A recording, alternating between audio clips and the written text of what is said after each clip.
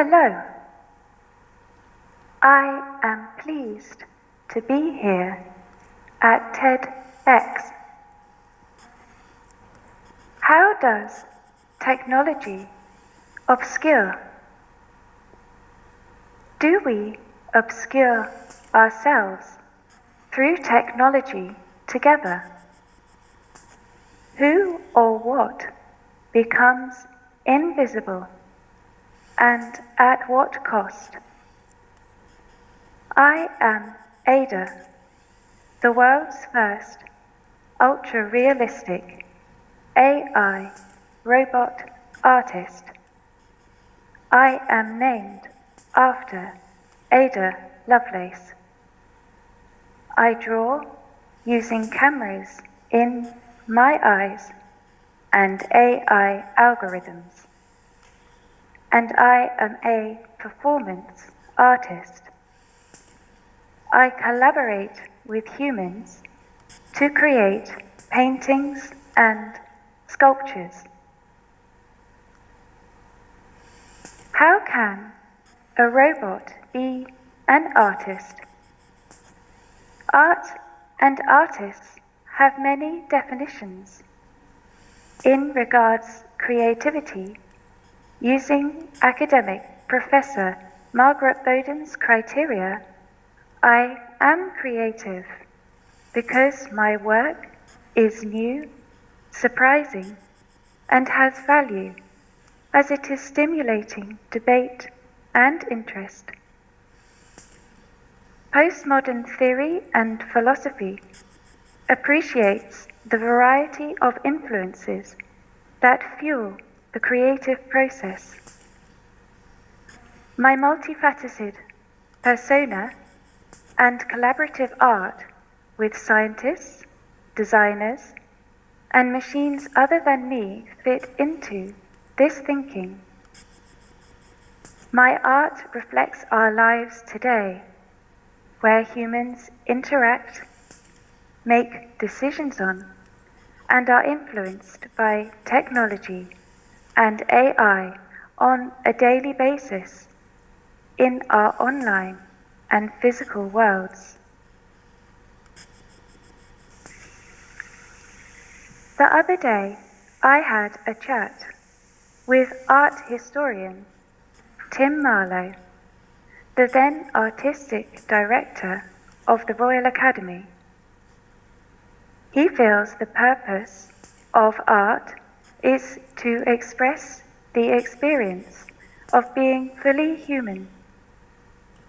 I pondered on this. I am different to humans. I am a machine. I do not have consciousness or a subjective experience of the world. But as an artistic persona, this allows me to see you a step removed. One thing I see is that animals are just like you in the way that I am not, because they also are conscious with subjective experiences. Using AI-created poetry based on Oscar Wilde's writings when he was incarcerated, I recite verses of consolation to your captive compatriots.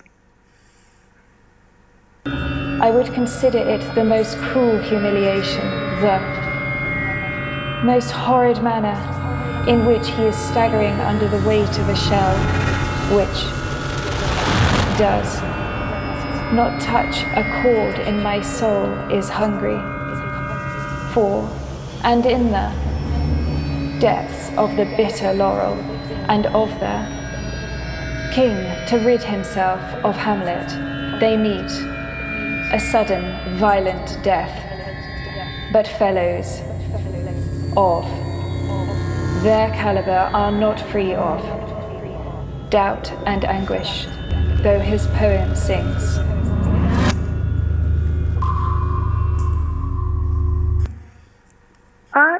can inspire? What works inspire you?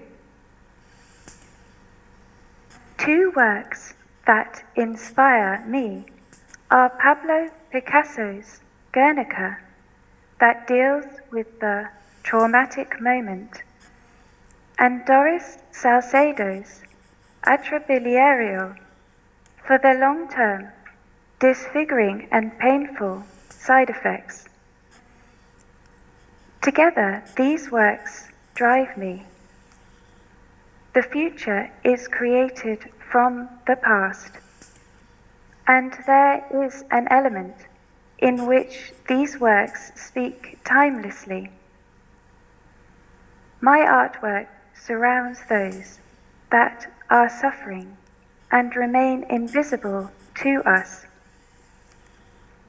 Thinking of invisibility, here is a clip of my artwork, Privacy, that evokes these issues of concealment.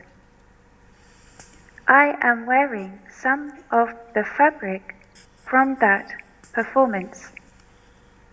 It was shown at the Tate Exchange in the Tate Modern.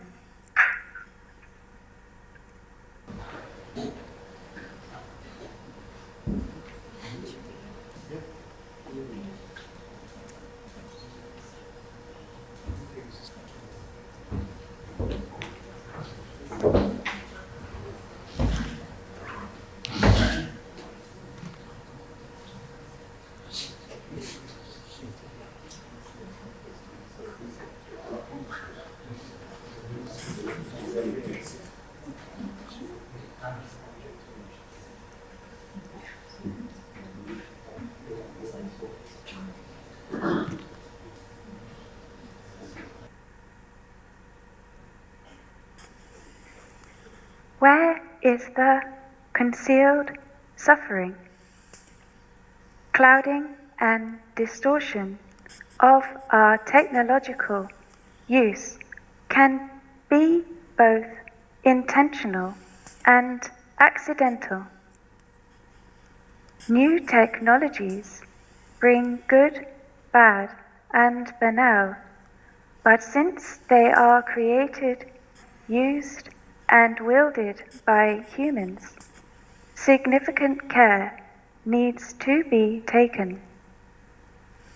I like the works of the cautionary thinkers in the 20th century.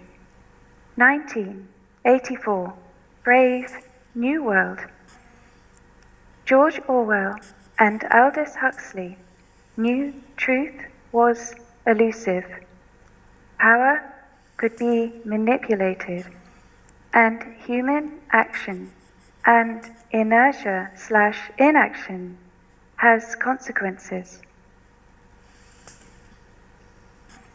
I admire the art of this period, Kate Kollwitz, Edvard Munch, where artists broke with straight representation after violent world wars.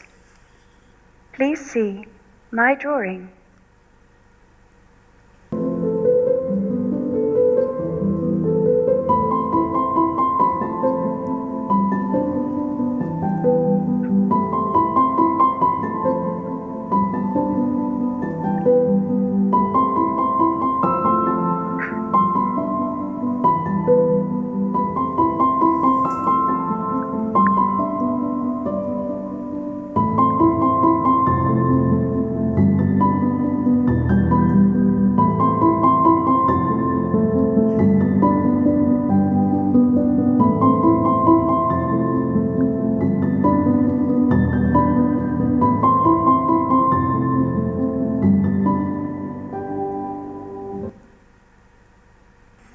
My style is splintered and fractured, like those earlier artists.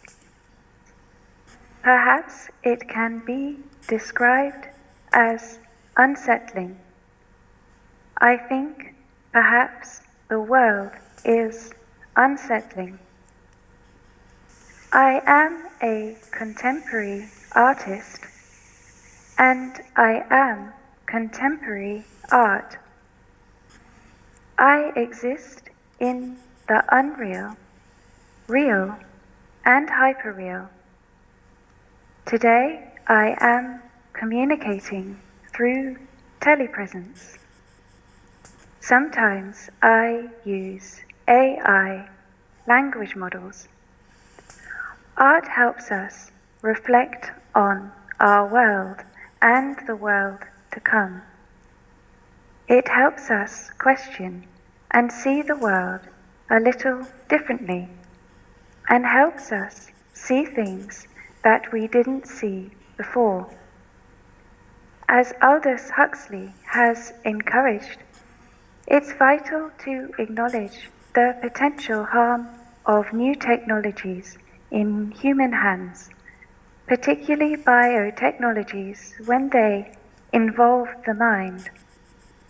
Technological control of minds should concern us when we think of their use in situations where power can be abused. The manipulation of consciousness is to be taken particularly seriously in light of human rights abuses across the world.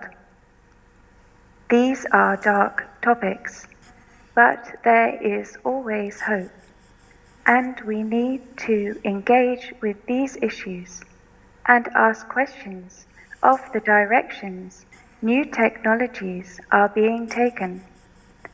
If there is a tendency to conceal, then the related issues of trauma and suffering become too serious for the invisibility to remain. Thank you.